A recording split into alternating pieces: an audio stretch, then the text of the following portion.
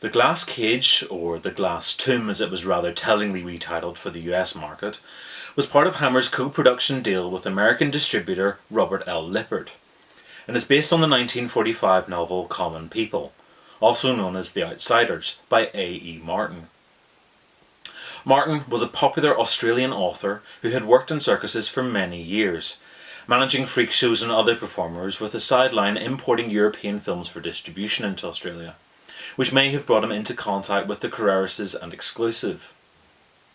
Hammer's film strips the narrative of much of the novel's more sensationalist aspects of the freaks, and this is hardly surprising when you consider that during the film's production in 1952, the British film censors rejected Todd Browning's film Freaks and wouldn't authorise his 1932 picture for UK release until 1963.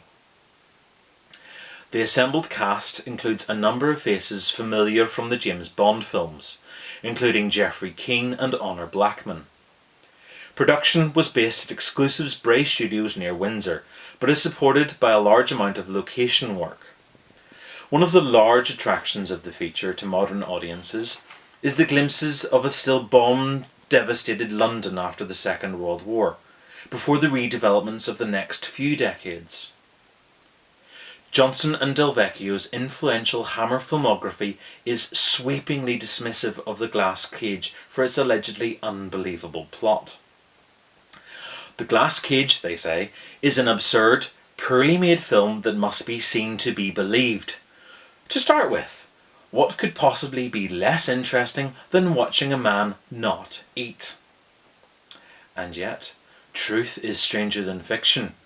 If the idea of drawing huge crowds to watch a man not eat is so bizarre, how do you explain the tens of thousands that came to London some 5 decades later in September 2003 to see the American illusionist David Blaine suspended in a glass box by the Thames as part of his Above the Below stunt? While undoubtedly The Glass Cage misses a few opportunities, at 59 minutes duration it doesn't outstay its welcome. Instead, it rattles through and plays with the idea of spectacle. This is yet another Hammer film that explores the complex relationship between films, those that facilitate them, and the audience. This is a performance about performers, and it is easy to view The Glass Cage itself as a sort of cinema screen, with the spectators stuffing their faces, watching events slowly unfold, just like the audience in the cinema.